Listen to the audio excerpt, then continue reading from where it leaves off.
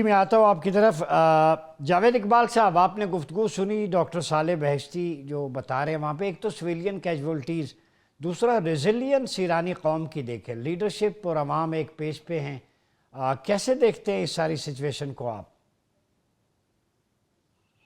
جی بالکل، ہمیں داد دینی پڑے گی ایرانی قوم کی، اور یہ تاریخ سے یہ واضح ہے کہ جنگیں صرف فوج نہیں لڑا کرتی، پوری قوم یکجٹ ہو کر دشمن سے لڑتی ہے تو تب اس کو فتح نصیب ہوتی ہے۔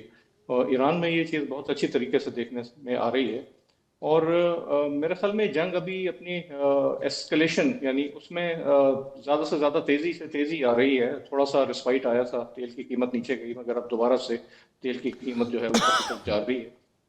اور اس میں میرے خیال میں یہ جنگ کیسے ختم ہوگی، اس وقت یہی لمحہ فکریہ ہے۔ ہر جگہ یہی قیاس و آرائیاں ہو رہی ہیں۔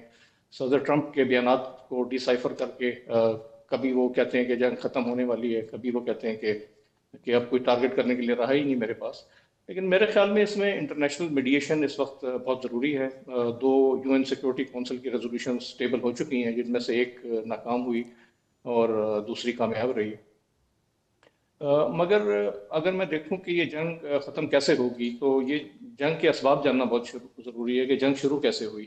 جیسے پچھلے 10 11 12 دنوں سے ہم یہی چیز ڈیبیٹ کر رہے ہیں میڈیا پہ کہ یہ جنگ ایک امریکہ اور اسرائیل کے اس اتحاد سے شروع ہوئی کہ جس میں انہوں نے ایران کو اس خطے سے ملیمیٹ کرنا تھا، اس کو اتنا کمزور کر دینا تھا کہ وہ گریٹر اسرائیل کا جو ایک ڈیزائن ہے، ایک خواب ہے ان کا کہ اسرائیل کو ہے، اس کو وہ اس کے خلاف مزاحمت نہ کر سکے۔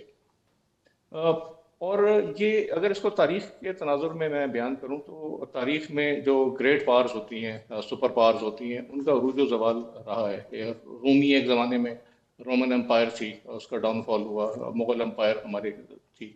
تو یہ میں سمجھتا ہوں کہ اس وقت یہ وہ مرحلہ تھا کہ جب امریکہ کا زوال جو ہے اس کو نظر آ رہا تھا۔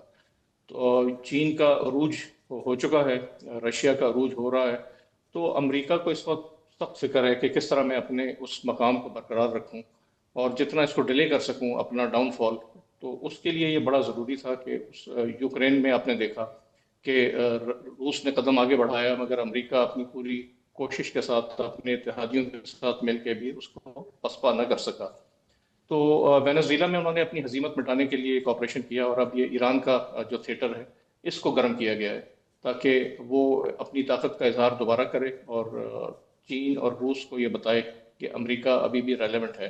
لیکن اس میں اس کو ابھی تک تو کامیابی نہیں ہوئی، ایک سٹیل میٹ کی سچویشن چل رہی ہے۔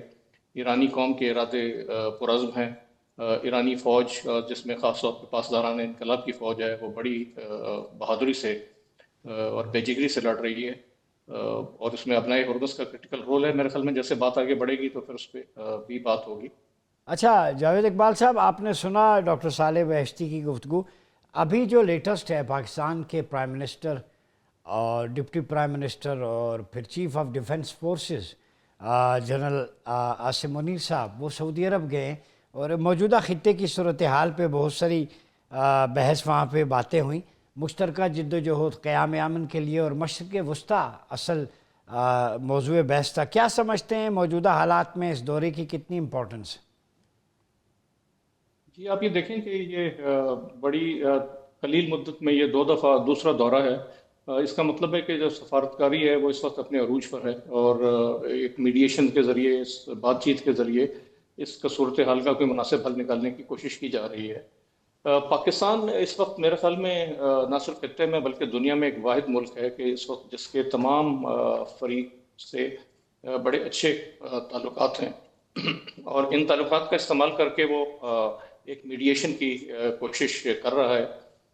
اس میں آپ نے دیکھا کہ جی سی سی کے جو ممالک ہیں، گلف کے جو ممالک ہیں، ان کا بہت بڑا رول ہے، کیونکہ ان کو یہ ریئلائزیشن ہوئی کہ ہمیں کس طرح استعمال کیا گیا امریکہ کی جانب سے، اور جو بیسز وہاں پہ بنائے گئے اور ان بیسز کے ذریعے جن کا مقصد ان کا دفاع تھا، مگر جب اپنے عروج پر آئی تو دیکھا کہ جو ایران نے ان بیسز کو نشانہ بنایا، اور اس کے ساتھ ساتھ ابھی آہستہ آہستہ تھوڑے سے اکنامک ٹارگیٹس، اور یعنی کوئڈ پروکرو میں جس طرح ایران کے اوپر نشانہ بنائے جا رہی ہیں ان چیزوں کو، اسی طرح ڈی سیلینیشن پلانٹس کو ہم نے دیکھا، اور آئل انسٹالیشنز پہ جب نشانہ بنایا جائے، گیا، تو ان کو یہ بڑی شدت سے احساس ہو گیا ہے ابھی کہ ہمیں اپنی حکمت عملی تبدیل کرنی ہے.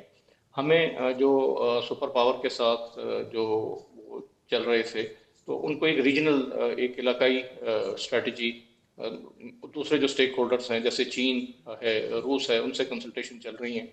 تو یہ جو دورہ ہے یہ ایک بڑی نازک صورتحال اور بڑے ایک نازک موقع پر یہ دورہ کیا گیا ہے، اور امید ہے کہ اس کے نتائج بھی مثبت نتائج جلد سامنے آئیں گے اچھا انشاءاللہ. ڈاکٹر صاحب، ریئل ایڈمرل صاحب یہ بتائیے گا، جاوید اقبال صاحب، کہ یہ احساس ہو گیا ہے خلیجی ممالک کو؟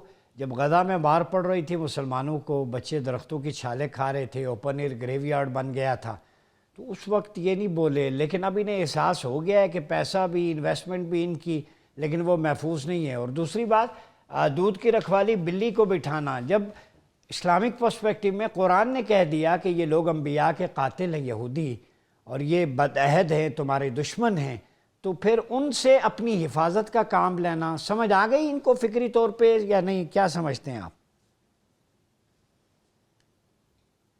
جی، میرے خیال میں سمجھ آ رہی ہے، اور سمجھ ہے بھی، لیکن کچھ میرے خیال میں جو ایک علاقائی اور ایک جو سیاست کی جو مشگافیاں ہیں، اس کی وجہ سے یہ چیز ہوتی ہے. آپ نے دیکھا ہوگا کہ مغربی دنیا اس چیز پر بہت شدت کے ساتھ عمل پیرا ہے کہ دنیا میں کوئی دوست نہیں، صرف مفادات ہی اہم ہوتے ہیں. تو ان کا تو سیاسی نظریہ ہی یہ رہا ہے ہمیشہ.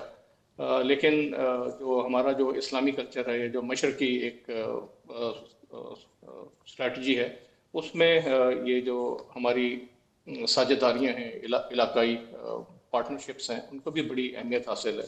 مورالٹی جو ہے مغربی نظام میں اس کی کوئی حیثیت نہیں ہے. لا آف دا جنگل، اگر آپ جتنے بھی قوانین ہیں جب دیکھیں کہ جب جنگ آتی ہے، جب ایک مشکل موقع آتا ہے، تو کوئی طاقتور ان اصولوں کی پاسداری نہیں کرتا. اور لا آف دا جنگل ایک جارحیت سامنے نظر آتی ہے، جو کہ ہمارے اگر آپ مذہب میں دیکھیں اور ہمارا جو طریقہ جنگ ہے، طریقہ حرب ہے، اس میں ان چیزوں کی بہت اہمیت ہے. تو میرے خیال میں جو گلف کے ممالک کو، جہاں سے بات شروع ہوئی، اب یہ اس کا احساس ہونا شروع ہو گیا ہے کہ ان کو بھی ایک توازن سے چلنا پڑے گا، جس میں ان کا ایک علاقائی اتحاد بھی ہو، وہ ان کی اپنی ایک آواز ہو، ان کا ایک اپنا دفاع ہو، اور ان کا بیرونی